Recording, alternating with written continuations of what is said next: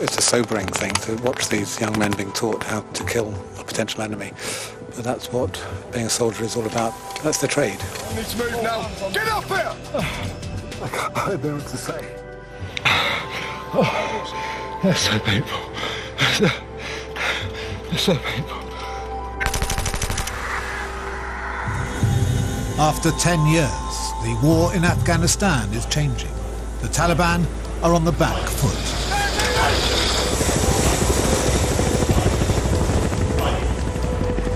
These Royal Marine Commandos are pushing deep into enemy territory, seeking out the insurgents who, though on the retreat, remain a deadly force.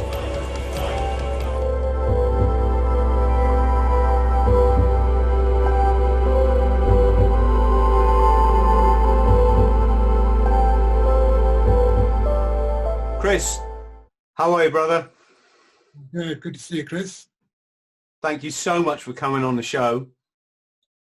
Great pleasure and a great honour, I must say.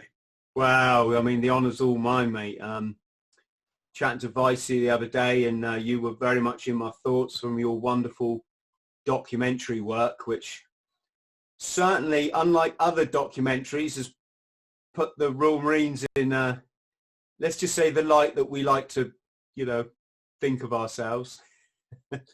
Well, it's when I first discovered the Royal Marines, I've been working for years, 25 years actually this year. I've been working with the Royal Navy on various things, filming, and I was always aware of the Royal Marines. My first ever series, HMS Brilliant, 1995, that's when I first came across bootlegs. I thought, what a weird bunch. But I was intrigued by that brotherhood and that sort of, the culture. And gradually this grew in my mind. I wanted to know more about this special breed of people. And so then I asked permission of the Royal Marines to come in and make a film from within. And it took a lot of doing, but I eventually got my way. And I've never looked back. It changed my life. It really has transformed the way I live and the way I think about living and life. It's and I've made, above all, I've made the most amazing friends. That's what it's all about, really. And we should interject here and just say you're a world record holder. Not that I want to go down that cheesy route, but I mean you actually are, for being probably the oldest person that's gone through commando training, and also as a civilian. Do you want to tell us about that? Yeah, I mean, when I made my first series about the Royal Marines, Commando on the Front Line, we called it, the idea was very simple, really. Go into Lympstone day one with a recruit troop, 924 troop as it happened, follow the boys through, and of course they were boys mostly, and they came in spotty youths, and go through what's their training, what's that transformation from spotty youth to grizzled, chiseled man at the other end with a green lid on his head. And it very quickly became apparent to me that the only way of doing that was to get in there with them, because I could have just stood on the sidelines and watched and observed from a distance. But I think that would not have worked in the way that I wanted it to. I'm an anthropologist by training, and we often practice a methodology called participant observation. You observe by participating. I've often done that. I've done a lot of work in Africa with tribal groups. You take part in the hunts, you take part in life as it's lived, and that way you understand much more through the eyes of the people themselves. And that's what I thought I had to do with the young bootneck recruits. I asked permission. I said, look, this is a big ask, but can I go through training with them? If not, I wasn't a combatant. I wasn't going out to fight with a gun. I shoot with a camera. But I've always prided myself. I kept myself pretty fit, and I said, can I at least begin to go through the training in the early days with the recruits? Partly because I want to understand what they're going through, and also partly so that they would perhaps accept me, this old guy coming into their world with a camera. And sometimes you've got to break that barrier down, And they said, okay, Chris, well, give it a go, but you fail, you're out. We don't not make any exceptions. You could get injured, in which case you're buggered because you're going to end up in hunter troop, or the project's going to fall down flat. And if you fail any of the tests along the way, that's it, you failed. So I thought, well, okay, we'll give it a go. I thought I'll do a few weeks, but then you know what happens. You get in there. You get that sense of being one of the boys, and you want to crack bottom field. You want to crack the full regain, which I very nearly didn't, by the way. And then onto Tarzan assault course and blah blah blah. And then of course the prize, that ultimate prize, the iconic green beret, became so big in my mind that it was all about that. So I just got sort of pulled into it really, and the special ethos, which I like to think I still live by. I was introduced to by the incredible training group who I'm still friends with. So yeah, I was just pulled in at the age of 55. People, it's funny. People still come up to me in the street sometimes. They say, "Well, yeah, aren't you the 55-year-old Commando?" I say, "Yeah. I mean, the fact that I'm now in my late 60s is neither here nor there. Forever 55. That's the way." Hey, that's a great place to stay. No, but it wasn't a TV stunt, even though they made a film about it. It was very much to understand the way a bootneck thinks, especially as the plan was not only to go through training with the boys, but the ones that came through to get the green beret and to pass out within 3 weeks. They and I with them were in Afghanistan on the front line. So it wasn't a stunt. It was very serious situation.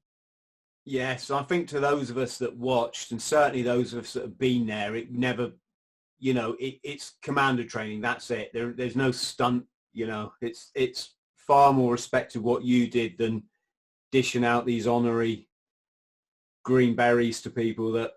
Oh no, it was important for me to win that on merit, if you like. And at first the lads thought it was a bit weird having this old geezer old enough to be a father, even grandfather in some cases. But the only way I got through that, Chris, and you'll understand this, is because the lads wanted me to get through. Ultimately, you work as a team. You've got to pass your tests. You've got to pass bottom field. You've got to do all that yourself. But it's much easier when you've got people rooting for you. And I failed bottom field first time. I was gutted, and I thought I wasn't going to make it. And it was full regain. Couldn't do it. And I would have been out. But on my retake, their boys all came down, and they willed me onto that bloody rope. And I made it. I kicked up, hooked on, got onto the top of the bloody thing. At which point I cheered my head off, nearly fell into the fucking tank. So for our friends at home, can you just explain what a half regain and a full regain is? Then I'm going to trump your story, because that's what we do in the Marines. This is something civilians don't often understand. I'm not trying to better Chris's story. It's now my duty is to tell my story, and it's got to be a bit more extreme. So yeah, come back again. No, well, the regain, it's horrendous actually, and it was my nemesis. It's the one thing I feared more than anything else. And maybe that's part of it. If you fear something, it's going to get you. No, it's basically climbing across a rope, in this case across a water tank, on your belly with your legs hanging down, pulling yourself along like that. You then have to fall off it, if you like, hanging like that, and then regain yourself onto the rope. It's a very specialized technique, which is quite tricky, to get back on the rope and to proceed. A half regain, you don't come all the way off. You just come off halfway. But the full regain, you've got to have done a full regain in order to be allowed to progress with your training. And that's what nearly got me. I think we should point out, if you're in a warfare situation or combat, if you can't do that regain, you're dead, because you've probably just fallen down a canyon or into the water when you're trying to secretly board a ship. So you have to be able to do it, right? And that is a lot to do with upper body strength, of course, and technique. But so it's about confidence as well. And when you go on from there, Chris, as you know, you proceed to Tarzan assault course, which is all high wire stuff. And if you fall, you're probably dead, or you're certainly badly injured. So it's important to manage to do this, and thank God I did. But anyway, come on then, trump me. No, it's a silly story, but I came home from school one day, Chris, right, when I was about 5, maybe I might have been 7.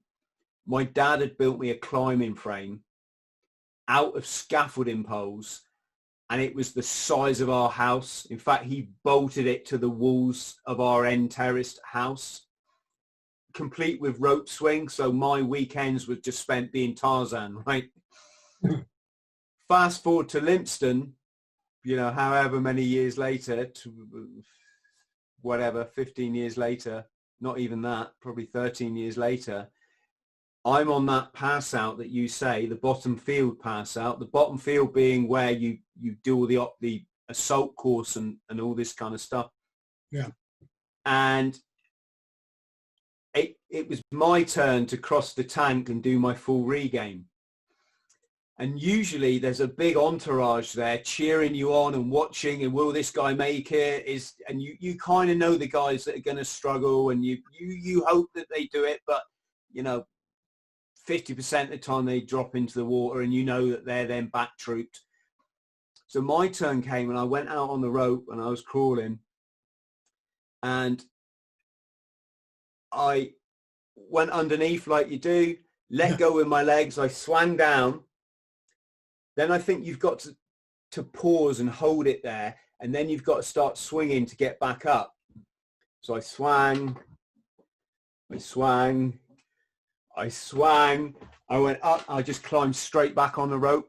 I didn't do any of the elbow over, swing your leg like this. I literally, it was like I went like that. And you got to remember, there's a bit of sort of swing in that rope, which kind of, it just worked with my body. And I'm actually really glad nobody saw, because probably had the training team seen, or the PTI would have gone, "Oi, no, do that again." Right? But there was only one lad who was watching, and he went, "Fucking hell." Because it's unheard of. It's one of the most toughest tests in the Marines. And I just swung down and just swung back up, and I carried on as though, yes, and I thank my father for that. That's what you call jammy, Chris. Did you have to do the pass out parade, Chris? What happens there? Well, I did, in that I had to film it, so I was there, but filming it. So I didn't pass out as one of the recruits did, as the recruits did. But I was there, and best bib and tucker, but with a camera on my shoulder. And because with the lads that passed out, as I said, I went out to Afghan with them, less than 3 weeks later. My God, so you are bonded by blood, sweat and tears with these boys, and then you're in a theatre of war with them 3 weeks later. Yeah, that was an extraordinary thing. Back then, it was, and the lads knew, and they were told when they first joined up in week 1, you will, those of you who get through this rite of passage, this the hardest basic military training in the world, you will, without any doubt at all, be on the front line within 3 weeks of passing out. And in a couple of cases even earlier, because the battlefield casualties had to be replaced. It was extraordinary.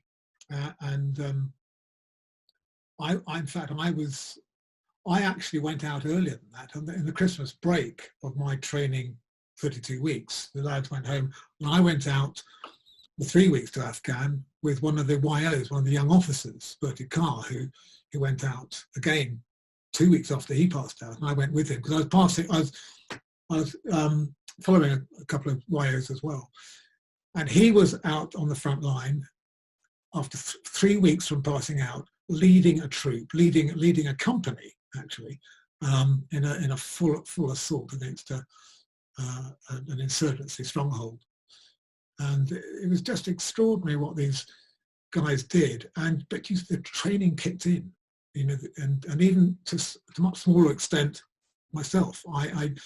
The other reason for doing the training, apart from bonding with the lads, was to learn a little bit about warfare and tactics, so that I could look after myself up to a point. I didn't have to have people looking after me, because one of the big problems, I think, with guys going out with cameras, journalists, whatever, going out to the front line, is that they become a bit of a liability if they don't know what they're doing, because they have to be looked after. And if you're looking after a sodding journalist, you're not looking after yourself so much, or you're not fighting. So I was very aware of that. But then, and subsequently, I think because of my background and because people could at least trust me to do what I was told, or trust me to follow an order, that I was allowed to go into slightly more,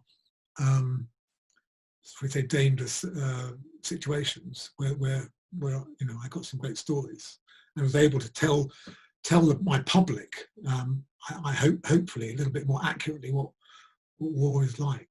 Mm. When I passed out, our commander, when he gave his speech to our company commander, and he's talking to the families, to the parents and the wives and the girlfriends and this kind of thing, and in some case children. In fact, no, I think we're all too young to have children, and I know they've raised the age now, haven't they? It's something quite high now, like 33 you can join up still. Yeah. Back when I was in, that was something like 25. And if you were 25, I don't think I ever met a 25-year-old recruit, but there was a 23-year-old one. He was like a granddad. It was kind of uncanny. We're all just children, and you got this guy with a big moustache, and it was. But yeah, our company commander's giving the speech, and he said, and he gave the example. He said back in 1982, within something like 2 weeks of passing out of recruit training, such and such a troop were fighting in the Falklands, and that was like, yeah.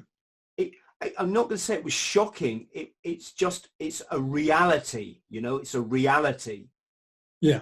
Lo and behold, 16 weeks later, I was in combat, or was in the, you know, seeing active service in the Northern Ireland conflict, and it all gets very real, doesn't it? It does. And I think one of the things that I found out, and certainly some of the lads found out, was that when you go in to start training, you're thinking, wow, yeah, let me get out and start, you know, fighting, because that's what it's all about. That's what we're there for, to do. But actually, when the rounds start coming down, there's a new reality kicks in. War is horrific. War is nasty. You might be good at it, or you might be trained to deal with the enemy in the way that bootleggers do. But once you tasted real war, you know, it's in a sense it's enjoyable because it's adventurous and you're with your mates. But my God, you see some horrific things. Yeah. I think whilst I'm so proud of my background now with the Royal Marines, so proud of my Green Beret, and so proud of the friends I've made. You know, I've lost friends as well, as I'm sure you have, Chris, and it's you know, in fact, you can't see. In fact, if I turn around, oh, can you see? Can you see that? Yes, I can. Yeah, that's I mean, that's Orlando Rogers, who was my troop commander, who sadly is no longer with us, but he's always on my wall. I'm a great friend. He wasn't actually killed in combat. He died in an air crash. But he had two very, very kinetic tours of Afghanistan and came through it and then died in an air crash down in Poole.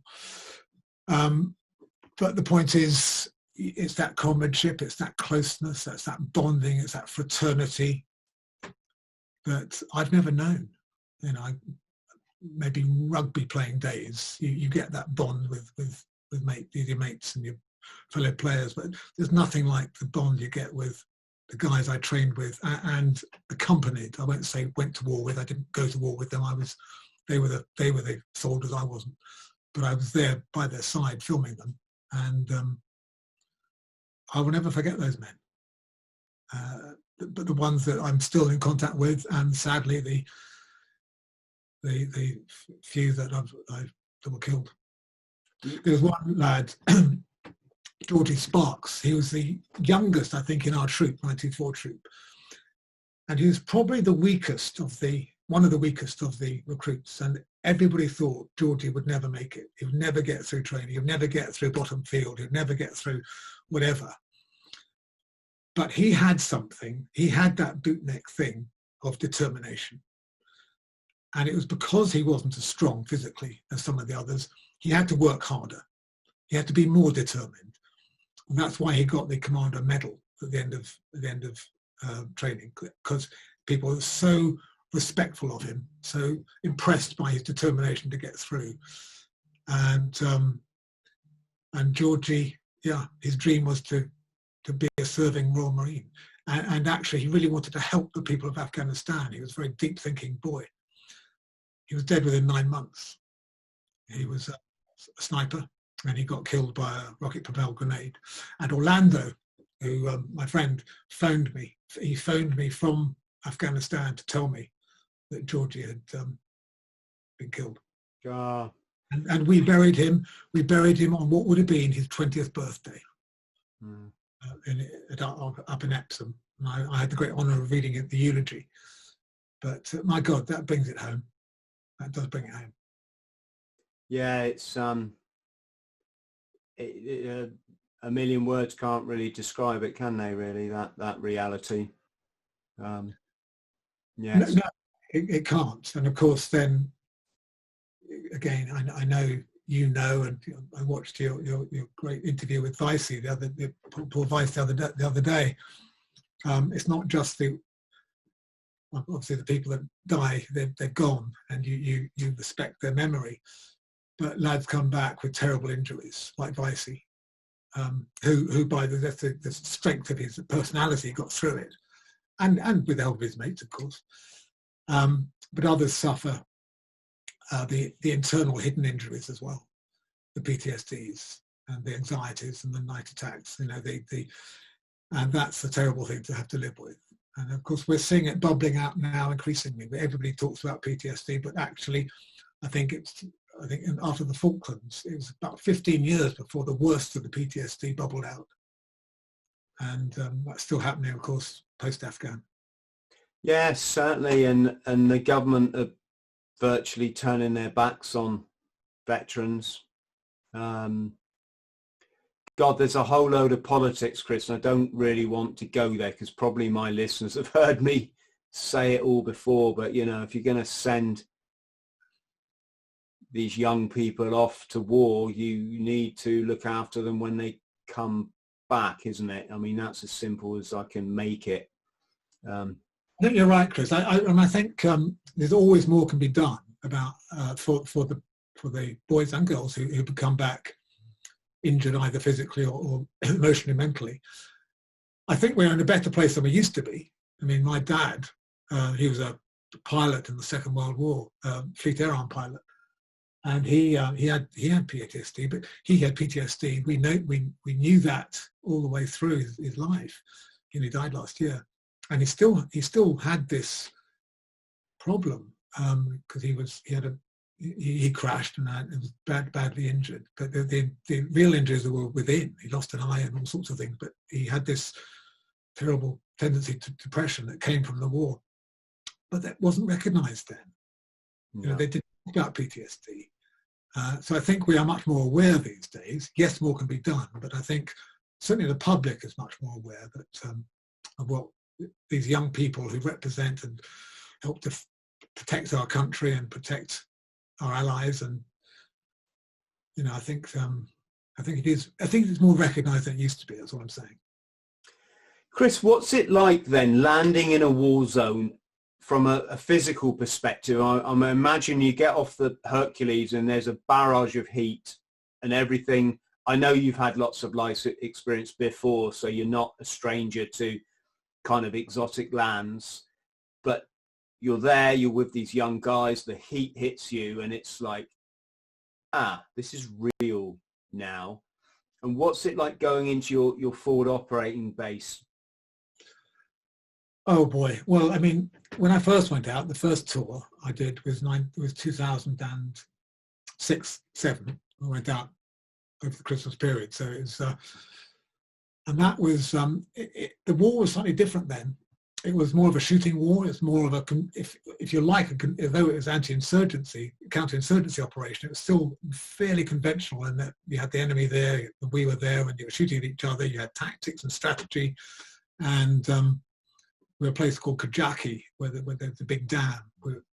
We were protecting against the insurgents, and that was advancing through, I would say, rocky desert.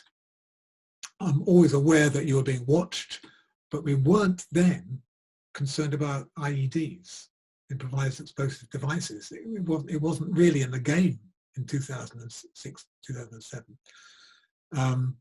And there were ambushes, and we were ambushed, and that's the first taste of action I had when the bullets started. The tracer bullets were coming over the horizon, and it was all hell let loose. Then the rocket-propelled grenades came in, but you kind of were trained to deal with the situation, and you got on with it.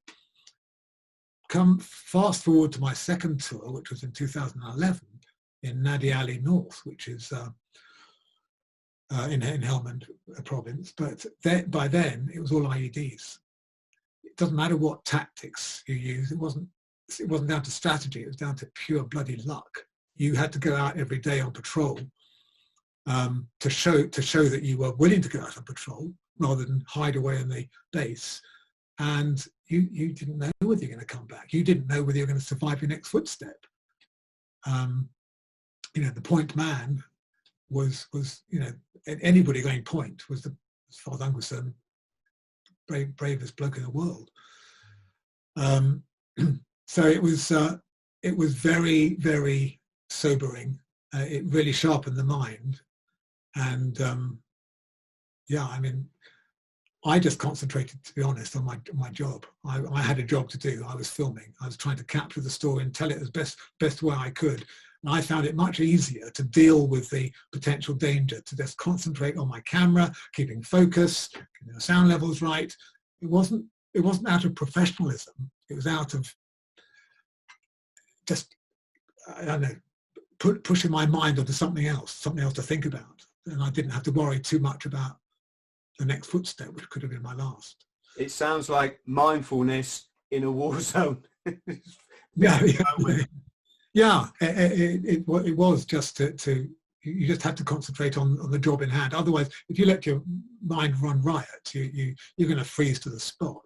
And especially then when you've got the chatter coming in, because obviously we were intercepting the radio channels, and we were hearing that there were insurgents groups around watching us. We knew we were being watched, and they probably knew we were listening to them, so they were talking about ambushes and one point, the interpreter we had with him, Mohammed, who's a great guy, he was always telling me what the insurgents were saying, because he had the radio, and he was saying, and I was saying, what are they saying, what are they saying? And I was recording what he was telling me. And then there was a lot of chatter coming through as we were walking through this enemy area. But it's all enemy area. And I said, Mohammed, what are they saying? He said, oh, it's all right, Chris. No, don't worry, I'll tell you later. And I thought, well, come on, tell me. No, I'll tell you later. Anyway, we got back to forward operating, back to the base. I said, what was that all about, Mohammed? Why didn't you tell me what was going on? He said, well, I'll tell you now. They were saying, kill the cameraman. And up to that, how did they know I was a cameraman? Well, I had a camera, but actually that was quite a small camera. What the giveaway was, I was in a blue helmet, not a camouflage helmet. And from that day onwards, I always wore camouflage. Because actually, standing out with a blue helmet is that you're a soft target. And they thought that would be quite a coup to kill a BBC cameraman or whatever. But that was funny, isn't it? That is that kind of peacekeeping forces, isn't it? Or sorry, non-combatants wear the blue helmet. And Yeah. There are no rules though when you're in Afghanistan. Do you know what I mean? They don't care about the. No. I mean, there's guys on our side don't care about the Geneva Convention. I'm certain your enemy didn't. Well, that's right. But you go out there and you think, okay, I've done the training, I've got my green lid, but I'm not a real Royal Marine, and I'll be fine because they're not going to shoot me. You're sort of, you feel like emotionally you're out of the game. You're there to observe, but you're not. If you're there, you're there. You have to deal with whatever's coming your way. But I was lucky. Were you a one-man band over there? Did you have to do all your producing and Yeah, I always operate on my own. So I do all my camera work, my own camera work and recording, and that's again, that's much easier as a war correspondent or filmmaker, operating alone, carrying everything on your own back, rather than having a crew with 2, 3, 4 people. You are then much more of a target on the one hand, but actually more importantly, you are having to be looked after by minders, by military minders, by other Royal Marines who should be concentrating on much more important work, their own job, rather than looking after soft civvies, so to speak. So it was much easier for me and much easier for the Marines to have me alongside them as a one-man band. And so it must have been on your mind, Chris, all the time, every time you set foot on patrol, there was the potential that you're going to film the guy in front of you going bang and bits flying everywhere.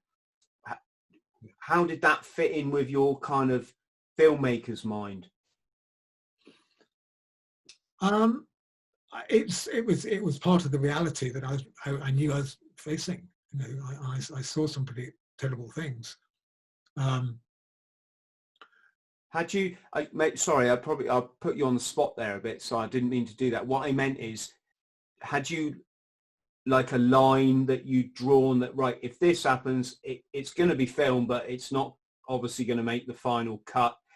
I mean, you're producing for the networks anyway, right? So they can have their level of what they can show and what they can't. But,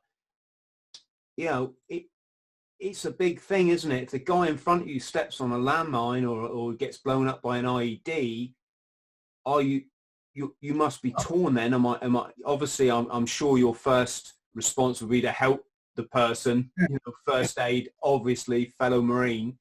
But then of course, from a observer's point of view, that's kind of action. That's what you're there to film. Oh, yeah. No, I mean, I knew myself, and the guys knew I was there to do a job. The mortar man had his job to do. I had my job to do, and that was to film what was going on.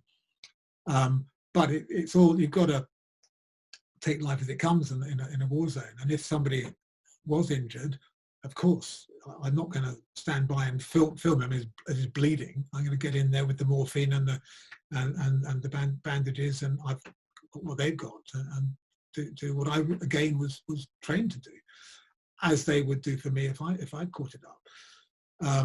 But having said that, within reason, I had to keep filming. So when there was an ambush, there was an attack, when we went in, all guns blazing, I was filming as best I could. So it was a balance, and one would not. I would never have neglected to look after a comrade, as I'm proud to call this guy. You don't need to explain that to a fellow Marine, mate. Of course. Well, did you film any bangs? Did you film Vicey's IED, or am I just, is that my mind playing tricks on me? I didn't film Vicey. I did film bangs, yeah, and bullets coming in, and far too close for comfort. So all of that good stuff. But no, with Vicey, I did. I spent a lot of time with Vicey. He was one of my main characters, if you like, and because he is a main character, he's born to it. No, he's a great guy, and so I featured him in a series I did called Royal Marines Mission Afghanistan, 2011. And the last thing Vicey said to me before I was out of there. It's an incredibly kinetic area of Nadi Ali, a place called Toki. He said it's a lottery. It's just chance. You know, it's all about statistics, and the day's going to come when your luck runs out. And I filmed that, and I used that in one of the second or third films in the series, because the next thing I went, but I heard Vicey had caught it up and was very badly injured and actually died twice on the helicopter, and he was brought back. And so although I didn't film the actual bang that did for him, the story was told nonetheless. And then, of course, as you know, because you spoke about it with Vicey last week, I then followed Vicey throughout as he was coming through convalescence, and of course having his leg chopped off. And I followed that whole story through, having got to know him well, and we developed a friendship and a relationship of trust. You can't make film without trust, as you know. You've got to have trust both sides. And he let me, bless him, he let me follow him through the whole deal. I was in that operating theatre. He was out cold. I filmed every second of the amputation of his leg and showed it in the film. Yes. What a powerful film that was as well. Bloody hell. Well, only powerful because Vicey is the man he is. And I was very privileged, yet again, to be allowed access to his world. And it was to tell his story, but actually I hope that his story comes over to other people who are having to deal, whether they're military or not. Everybody's got challenges in life. And I think Vicey's great kind of message to the world is you can get through stuff. If you've got it here, and if you've got the support of your friends and your family, you know, there's a way through. There's a way through stuff. It's funny, when I did my podcast with Paul Vicey, when we were off camera, he said to me, Chris, I come across as this macho guy. He said, but to be honest, all the time I was over there, I really wanted my mum. And the worst thing about his deployment is he had to leave his teddy bear at home. Sorry, Paul, I probably shouldn't have said that, but... No, but I think that's what's great about Marines. All tough, hairy blokes, but actually the great thing about the Royal Marine for me is that there's a titanium hard outer core, but there's always a soft centre, and I think that comes partly with the training as well. I think that's nothing to be ashamed of. I've still got my teddy bear at home. He comes everywhere with me. I've got a Cindy doll. I'm not lucky enough to have a tail. I'll borrow my son's Cindy doll. I don't know why my son's got a Cindy doll, but he has. There you go. He's been in some of my videos as well. Some of the old school lot, I don't think they like that. So, Chris, did you suffer any trauma yourself? What mechanisms do you use to kind of deal with that? Well, I've never been asked that before. You put me on the spot a bit there, Chris. Well, I mean, you know, we live in a very real world. You're a very real guy. I certainly know I am, and I believe in talking the truth. And, you know, I did drugs and alcohol pretty much every day for 27 years, Chris, you know. And that was, when I look back at that, probably that was masking a lot of trauma that I went through from a very young age.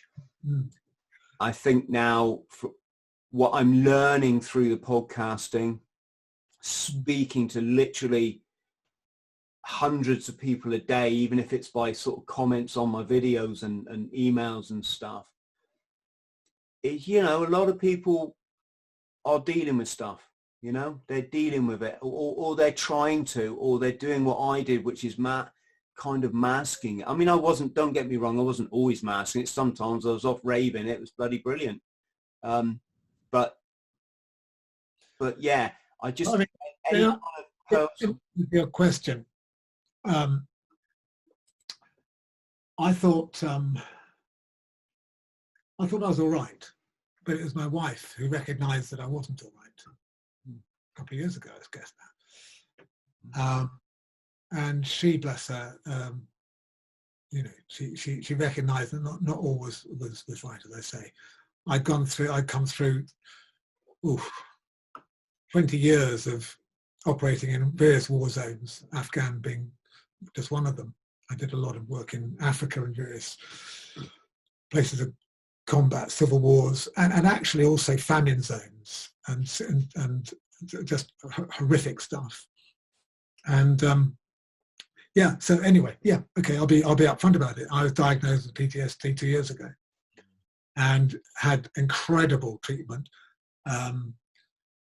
from a wonderful lady who really sorted me out. And I think it was that thing of I wasn't admitting to myself that there was a problem.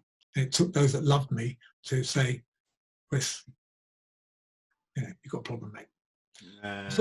Sorted, and I'm very grateful for it. And it's a journey that I'm glad I took, but my God, there were some dark times, because it's that cumulative effect of experiencing stuff, seeing horror, yes, being frightened. It builds within you, and you put on a front to everybody, including yourself. I'm not frightened, I can deal with this, but actually it eats away. And I think probably one of the things that got me down more than anything else, apart from seeing some of my friends mutilated and killed in war zones, were the great famines of the mid-80s when I was filming them and actually working amongst the people of Ethiopia and Sudan, and seeing tiny babies, dead or dying babies in their mother's arms. And you deal with it. I'm a professional, I'm reporting this, I want to tell the world, and blah, blah, but it's in here. And it catches up. And that's why anybody watching this who maybe think they have a problem, and it might be military or not, doesn't matter. If you've been through stuff and there's something niggling away inside you, see somebody. There's people out there, some fantastic people out there, and you can come through it. And you don't have to resort, Chris, as you did, to the bottle or to anything else. That is one way, of course. And lots of people do find that way. Other people, a friend of mine, a very good friend of mine, who I won't name, he was an ex-bootnik. And he had identified the tree and the branch of that tree from which he was going to hang himself eventually. Thank God he didn't. And it was the love of his two boys that prevented him from doing it. But he was ready. He's ready to swing. Mm. That's the thing we can take from this. Is I've spoken to several of these people that, well, when I spoke to Dave Radband, who was a Special Forces support group, he makes no secret of the fact he tried to kill himself 3 times. His family had to cut him down one time, which is just about, worst scenario I think you can ever think of as a bloody parent or a wife or certainly a child. But what can we take from it? Well, what we can take from it is these people have moved on, and it's not like that for them anymore. So for friends out there, brothers, sisters, if you're struggling, remember, pain is temporary. It's always temporary. There's a light further on. You might not have seen it yet, but it's there, and you've got to remember that. And the first way of tackling it is, like Chris says, reach out.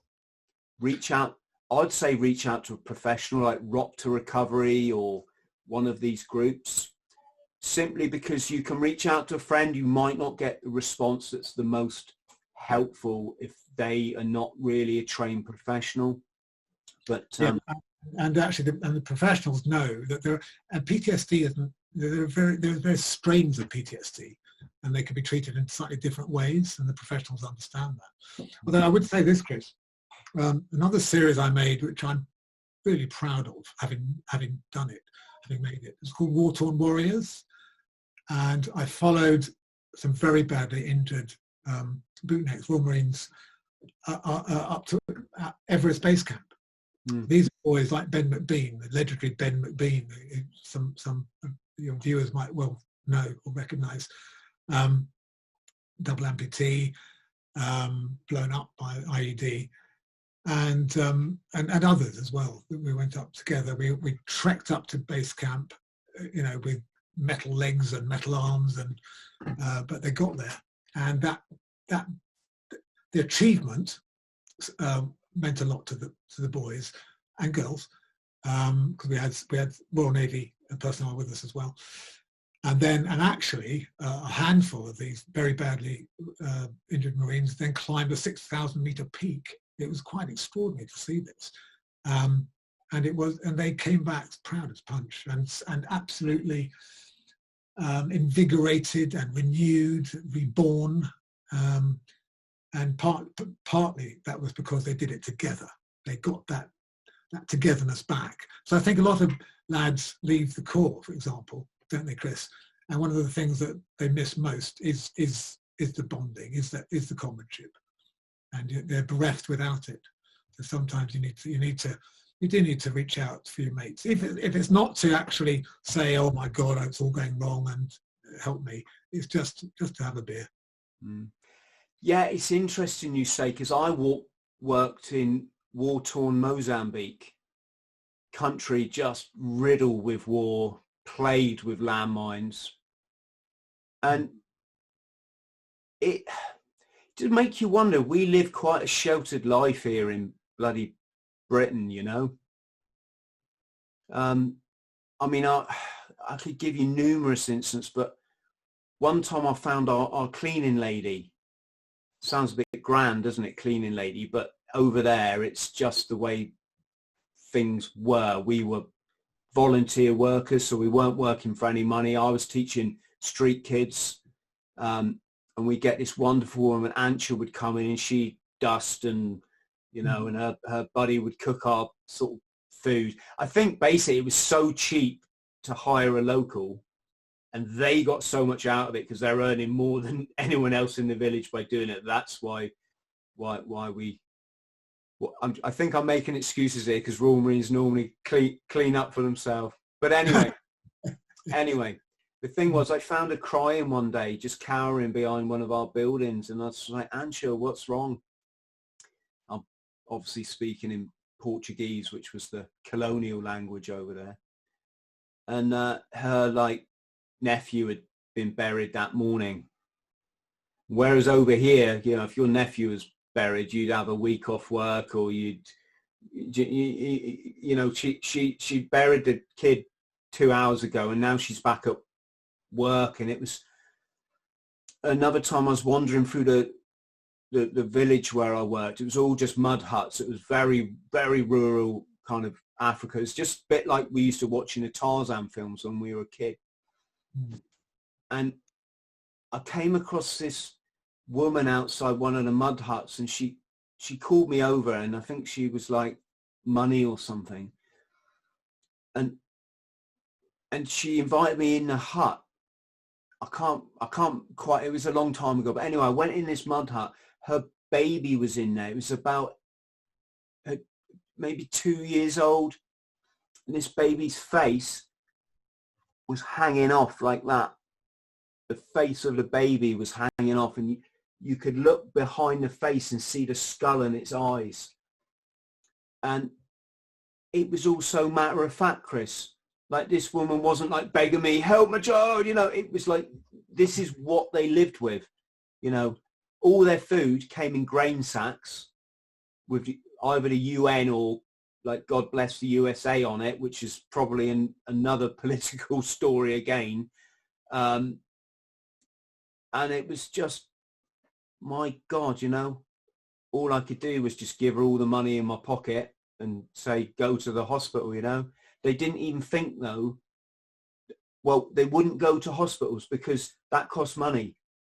And even the pittance it might cost for medication, they didn't have much. They had no money. So it wasn't an option, I think the poverty, destitution is something that we don't really understand in this country. We obviously had very needy people, but I did some work over in East Africa a few years ago amongst the famine victims in northeast Kenya, Wajir district, And there, I discovered something really extraordinary and very surprising and quite shocking. The destitute, the poverty-stricken of the farming community up there, the young men, fighting-age males, if you like, they were instantly recruited following a famine by Al-Shabaab, Al-Qaeda. And it suddenly struck me, there's no better recruiting sergeant than a famine. Because they come along, and these men who've lost their cattle, lost their animals, lost their wherewithal, lost their future, they say, well, hold on, here's $10, here's a Kalashnikov, and here's a purpose, and here's some food.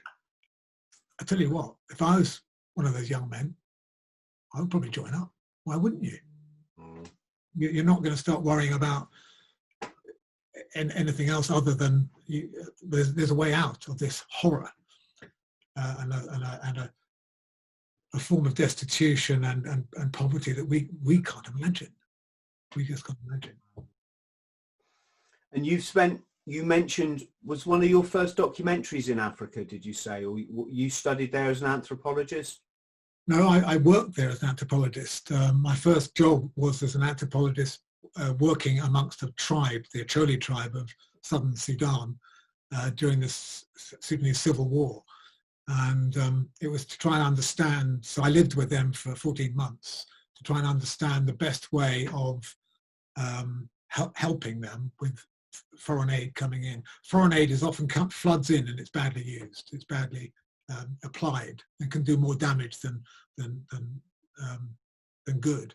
So sometimes if you can, you send in an anthropologist to understand the culture, understand the ways people think, and you can help them in that way. So that I came to filmmaking quite late in life, actually. I was in my late 30s before I started filming. So up to that point, I was a practicing applied anthropologist. Yeah, we could talk probably more about aid. I heard after Live Aid there was, thousands of tons of grain was pouring into, was it Ethiopia, wasn't it? Ethiopia and Sudan, yeah. Yeah, and Ethiopia at the time. I saw it coming in. Apparently loads of it was just sat rotting on the docks because there was no provision for it when it got there. Well, the three things happened, Chris. First of all, yes, you're absolutely right. A lot of it just sat there with nowhere to go because they didn't think about logistics. They needed the military there because it came to the ports flooding in, but no lorries to take it to the next stage. Some was diverted to the Derg, to the Ethiopian army, and yet some did get through. And actually quite a lot got through. And what happened?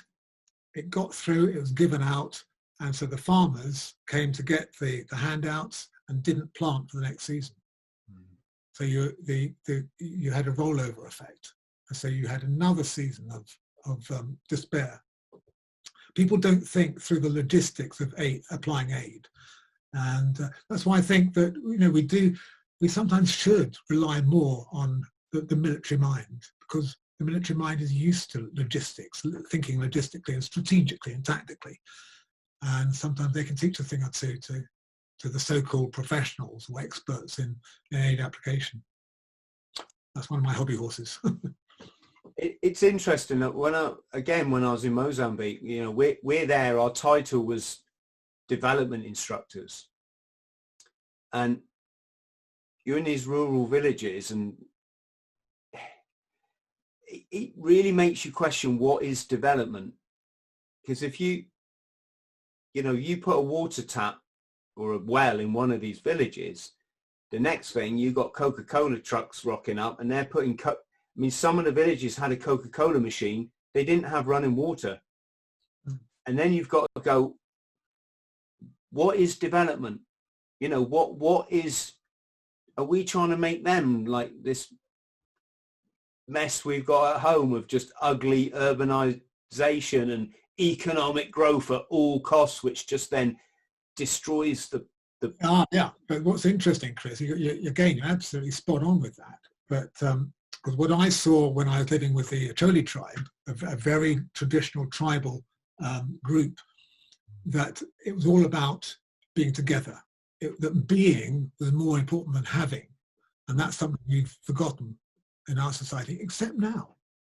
COVID-19 has taught us a lesson or two. Suddenly, we're actually helping each other. We're being sensitive to each other. We're talking to each other, even it might be remotely, it doesn't matter. And I think we're rediscovering the importance of being rather than having. And I hope when we come through to the other side of this contagion, that we will learn a lesson or two, because we certainly needed to learn it. John Lennon sang about this 40 bloody years ago. Why didn't we listen to him then? Exactly. Gosh. So, what's the closest run-in then? I bet you've had loads in your career. Has there ever been a time you thought, oh my God, I'm going to buy the farm now?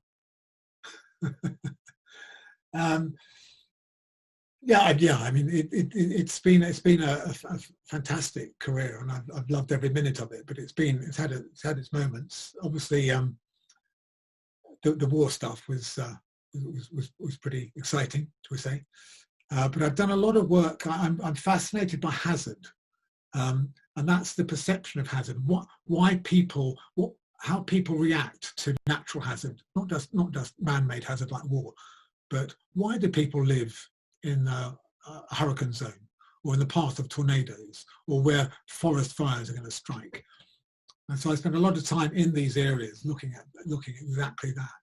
And so I've had to, and in order to understand that, I have to wait for tornadoes to pass through. I followed hurricanes to right to the sort of their conclusion, if you like, and forest fires as well, wildfires. So there've been a couple of occasions when I thought, oh, Chris, your number's on this one, your name's on this particular bullet, but pulled through. I think probably the closest I've ever been to buying it, if you like, was actually following the monsoons out in India, when I was taken out by a freak wave and hurled down a drain into a breakwater, and I wasn't getting out. I knew I was drowning. I could feel I was drowning. I was sucking in the water.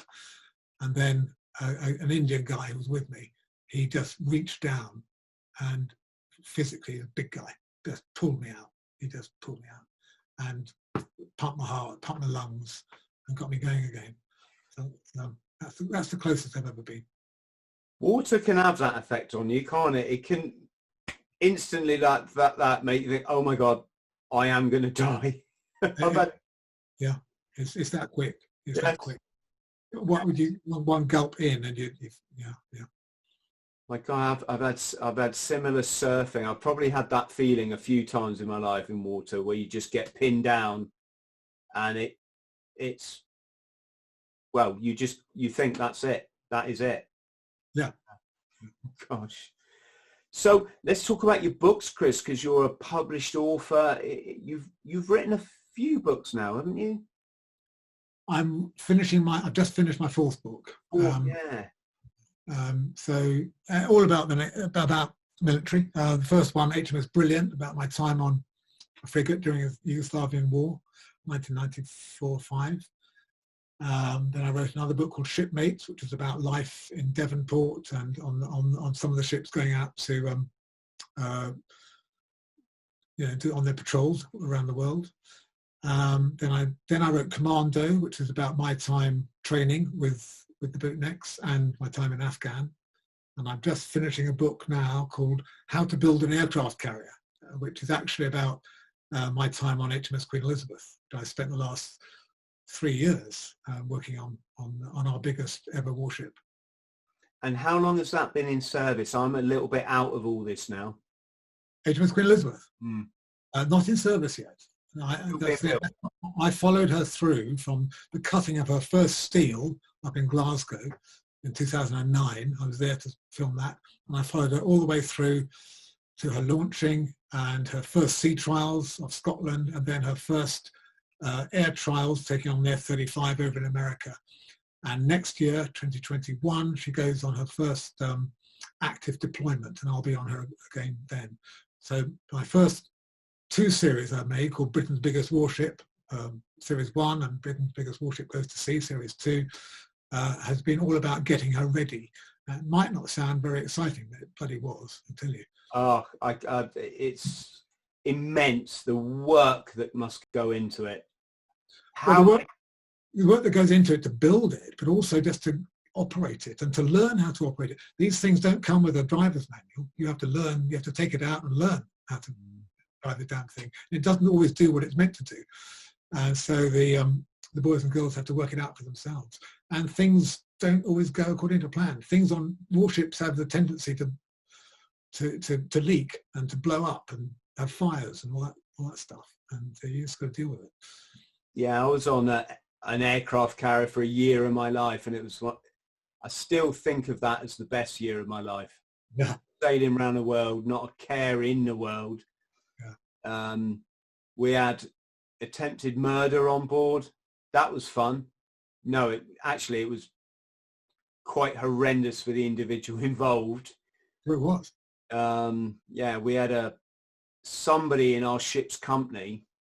We were the first ship to have females on board, or we might not have been the first ship, but we were that first wave of when they said Wrens can now go to sea. And we had a medical officer. So I can't remember that she wasn't like a Quorn. I think she was actually it doesn't really matter, but she was the equivalent of, say, like a captain or something, right? And she was great fun. She was a wonderful woman, friend to all of us. We would all go ashore and, have drinks together. And one night, somebody stole into her cabin and smacked her over the head. I think it was about 8 times with a ball peen hammer. So obviously attempted murder. And well, I think you know yourself, Chris, only these kind of weird things kind of go on in the forces. These kind of really, I say 2 things in life, bizarre things happen in Hong Kong and bizarre things happen in the Marines. And this was one of my Marine stories. Fortunately, obviously she survived. We had the reason I say it's funny is we had to reenact the scenario, obviously without somebody doing this. We all had to go to where we would have been on that night. Well, to be honest, I think it was 2 a.m, so everyone would have been been in their beds or their bunks. And so there was 12 of us Marines on this ship it was about 2,000 people when we went to sea. It was actually a bit more than that. We just sat in our mess deck listening to the tannoy, and whoever it was on the tannoy was going, right, I can't remember how they referred to him. He wasn't a murderer because he didn't kill her, but it was like, the attacker is now coming down sea passageway. He's now entering and we're like, you're making all this up, because no one really, we still didn't know like who had done it, right? And in the end, I think they narrowed it down to a jilted stoker. I don't know if anyone was ever prosecuted. And then weirdly, fast forward 2 years, when I was serving in Plymouth, the CID or whoever it is came into work one day and pulled me out of it. In fact, no, it was the Marines police came and got me from my work, took me up to their office, and there were 2 CID there waiting for me. And they just literally, like the old 70s series we used to watch on telly, they just started the good guy, bad guy routine on me. Where were you on this day? Where were you here? And I'm like, what? You got to tell me, what am I supposed to... Well, a woman not far from where I lived had been attacked. She'd been hit over the head with a hammer, and I think it was her husband or former husband, had served on HMS Invincible. And somehow the police computer had cross-referenced this hammer, Invincible, Plymouth, and because I matched all this criteria. Don't ask me how. My name came up, so I'm there with the police, who then took me home because I had to prove like where I was on this day, and I'm having to prove I didn't murder someone, which fortunately I had a receipt for a fishing rod at the time. The woman was another attempted murder, and I had a receipt. I bought a fishing rod on that day at that exact time. So alibi. Aye. Yes. Funny, interesting, yes. Let's talk about this legendary speed march. How did that come around? What's the history behind it? So it's a marathon distance? Yeah, it's the attempt at the world record. There are various types of speed march world records, but the one that the Royal Marines wanted to win back for themselves, I mean, because speed marching, yomping is what Royal Marines do, was a full marathon, carrying 40 pounds on their backs, and in combat boots and combat gear. And I'd been with the Royal Marine team, I think, three efforts to try and crack this record. And the first time they tried it, I can't remember the date, but it was a good few years ago. They did a good run but failed. They did, hands up, they didn't get it. Second time, the thing is, all 8 men that start have to finish, and have to finish as one, speed marching. And one guy went down a quarter mile to go and actually nearly died. They had to take him to hospital. But because only 7 crossed the line in good time, they would have smashed the record. It didn't stand. The third time, and this is the film I made much more recently, the guys came through and smashed the world record and were disqualified. And unbelievably, Guinness Book of Records said they were wearing the wrong trousers. They should have been wearing the same trousers that were worn when the world record was smashed, or was first set rather, 20 years ago. There's a military denims, if you remember those. They're not made anymore. Anyway, it was just one of those things that it's a box that needed to be ticked. It wasn't. But as far as the boys were concerned, as far as I'm concerned, and as far as the great Scotty Mills, who led the boys, who trained the boys, they got that world record. It's theirs, really, and everybody recognises that, except of course, records.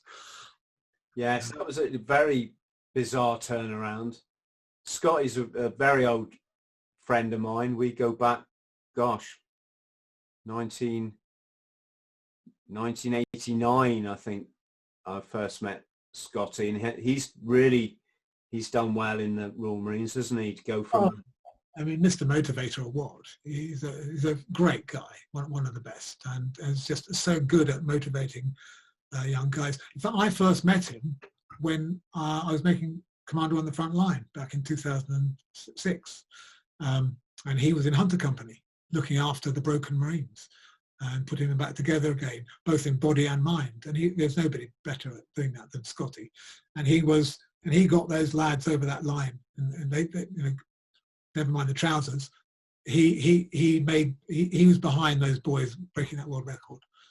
And how did he was running along telling them motivating stories the whole way, as well as pointing out the landmark. Right, this is London Bridge. This is Buckingham Palace, and he's giving his whole because he's from London originally, right? He's South London. He's from Lambeth. And actually, when we came through Lambeth, he started singing the Lambeth song. It actually sped up then, I think, to get away from his singing voice. But no, he didn't stop. He was motivating and talking all the way through. And incredible guy. I mean, most people, a lot of people wouldn't even consider a marathon. He's doing it. He's got combat boots on, and he's talking, and he's got to keep up with these guys, and they were extremely fit, weren't they? Oh my God, yeah, absolutely.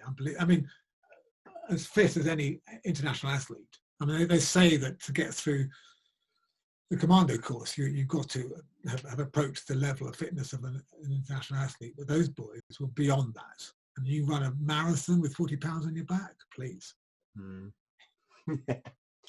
And Scotty, if you're watching, can I have that tenner back, mate, please?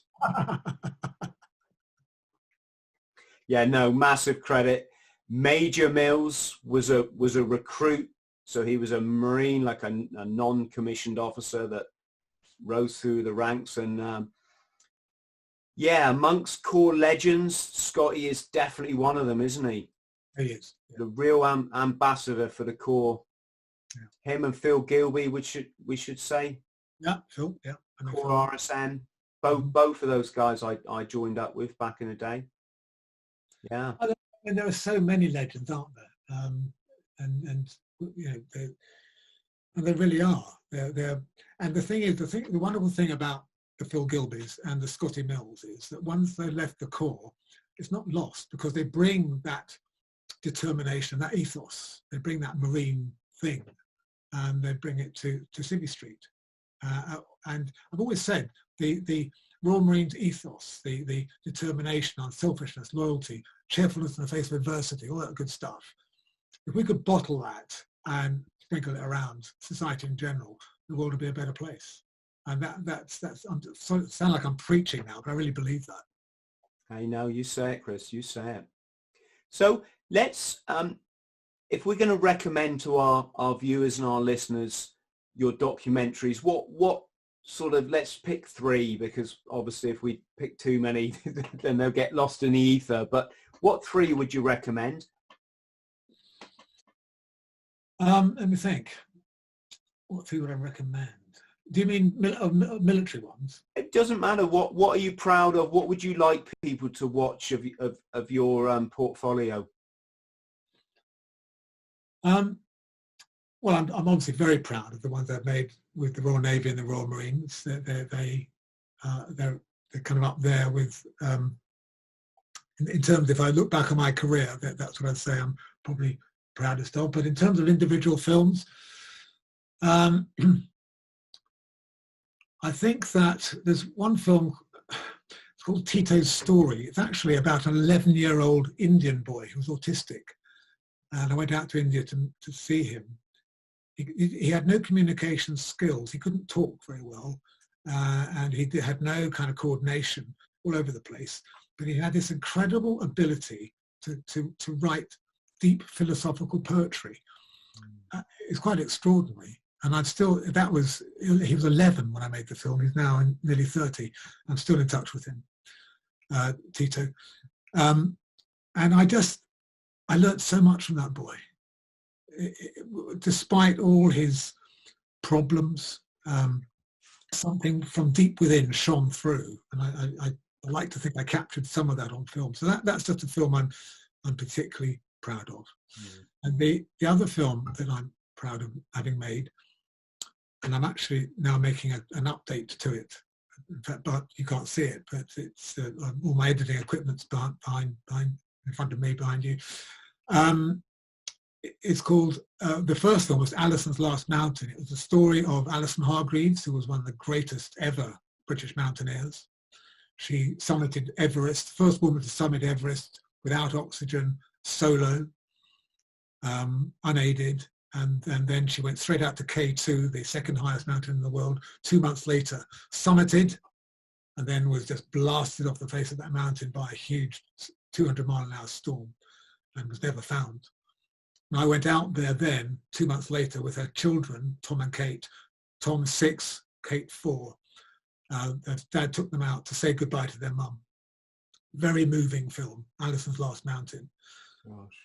25 years later, last year, Tom, who I first knew when he was 6, became an incredible mountaineer, a phenomenal mountaineer in his own right. He'd summited all 6 of the big alpine peaks in one winter season, climbed solo, probably the most talented mountaineer that I've ever seen. and he went out to Nanga Parbat in the Himalayas last February 2019, in preparation to climb K2, the mountain that killed his mother. And he was killed. He was again killed by an avalanche, and he didn't. 25 years later, the son now lies. He's still up there, but he wasn't recovered. Alison's still up there. She was never recovered, and they are in the same mountain chain. Bizarrely, they died pretty much the same age, in their early 30s. So that's the film I'm making now. I went back out to Nanga Parbat with Kate, the sister, who was 4 when I first met her. She's now 28. We went out together to pay her last respects to Tom. So that's an incredibly moving, emotional film, and it's not actually to do with mountaineering at all. That's the backdrop. It's about family, it's about love, it's about grief, it's about dealing with the inevitable, that which is going to catch up with all of us sometime. So sorry, that's a bit heavy, but I mean these are my philosophy is, it's like the Gurkhas say, isn't it? You're better to live life as a lion than as a coward, or something along those. That enough, Chris. Alison Hargreaves' mantra was better to live, a day as a tiger than 1,000 years as a donkey or a sheep. Yeah, and that is a Tibetan mantra. But just to lighten the mood a little bit, the other film or series that I'm very proud of is one I made on a cruise ship. It's actually called The Cruise. I made it in 1998. And I went and spent 4 months on a cruise ship in the Caribbean, just about life on board this luxury cruise ship. To be honest, if you gave me a choice, I would sooner spend my time on a warship. But it was a diverting 4 months, and I made a series of BBC One that averaged 13 million every night. Back in the day, we were getting those sorts of figures. And if viewers recognise the name Jane McDonald, who's now quite well known for the films she's doing on documentaries she's making for Channel 5, I discovered Jane, and she first came to the attention of the British public through that series. But that was obviously very light-hearted. Having said that, it was still about people who had hopes and dreams. I think that's what fascinates me most about life, I guess. It's about people who have ambition, have hopes, have dreams, and do their best to achieve those dreams. Like I'm always saying, my friends at home will get sick of it. You get one life, you live it right, one is enough. It is, because as far as I'm concerned, you don't get a second chance, so make the most of this one. Chris, my last point, I was going to say what project you're on now, and you very kindly covered that, mate. Thank you. Is that a Rolex on your wrist? It is, yeah. It's the one thing I've always wanted since a boy when I first started reading the James Bond books. I thought I could have, although I think he had an Omega, but nonetheless, it felt like James Bond to me. They are funny. I've got I'm on my second Rolex now, and for anyone listening, it's not a materialistic thing at all. Or maybe it was when I was 19, when I bought my first one after Northern Ireland, I think it was. I had to hock it in Hong Kong when I was homeless in Hong Kong. So I walked into a pawn shop on the Nathan Road, and they gave me about £1,000 for a watch that 5 or so years before I paid 1,300 for. So it wasn't it did me all right. Mind you, I've got a pretend Rolex that I got in Thailand back in God knows when, 30 years ago. And that's bloody good watch, actually. It cost me, I don't know, $10. It looks like the real thing, and it keeps good time. I mean, it's something to wear it. I bought one in Singapore, and it's like, really? Bloody hell, it's just like my real one. Yeah.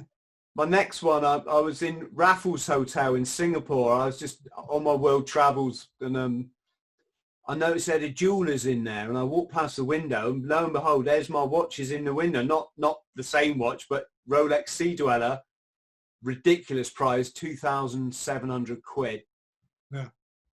And something about the fact that when I hopped the first one, I was down on my luck. I was chronically addicted to crystal meth. I was mentally unwell. And now, like, I'm back on my feet. I'm out there smashing it. That's my, I've got to have it. It was symbolic. That's all it was. It was, and I bought it, and I'll be honest, I didn't even look at it. I don't even know what, I think it's somewhere around the house now. It's about, if you'd have buy that watch now, it's about £8,000, and I've got it. I like this one. It's Casio G-Shock. Oh, yeah. Very practical. Yeah, I've got one of those. Waterproof, I think, to 40 meters. Got an alarm. Casio, if you're looking for a bit of sponsorship, I'm your man. It's just funny how, you know, we change as we get older. But yeah, very quality watches, aren't they? They're just... Well, they're iconic, aren't they? Iconic, that is a word. And coming from the man that is iconic, Chris, thank you so much. Stay... My pleasure. Yeah, stay on the line, because I just got a few things I'd like to say. But thank you so much for your work, for your art. Thank you for what you've done for the Royal Marines. Massive congratulations on being the 55-year-old Commando, which is, you know, that's one. I was going to say that's one to tell the grandkids, but that's one to tell the great grandkids now, Chris, isn't it? Yeah, I'd just like to say one thing though, Chris. I hope I have done something for the, you know, in terms of the profile of the Royal Marines, but really what I would like to do is thank the Royal Marines en masse and individually for the great men I've got to know, called friends, for what they've done for me. Because I really was reinvented by the Royal Marines at the age of 55. I mean, I had a pretty good life up to that point, but I was reborn at 55 thanks to the Royal Marines. So I will never be able to thank them enough. Thank you, Chris. And for the fallen, we will remember you, you know, and we will keep smashing our one life. So to our friends at home, massive love to you all. Please look after yourselves. Please like and subscribe. That kind of helps. And we will see you for the next edition of the Bought the T-Shirt podcast. Hello, friend. I hope this finds you well. My name's Chris THRALL. I'm a former Royal Marines Commando, and I fought my way back from chronic trauma and addiction to live, work and travel in 80 countries across all 7 continents, achieving all of my dreams and goals along the way. Now I pass my simple system on to other people, but I can only help you if you like and subscribe. So please do so, because you get one life, and if you live it right, one is enough.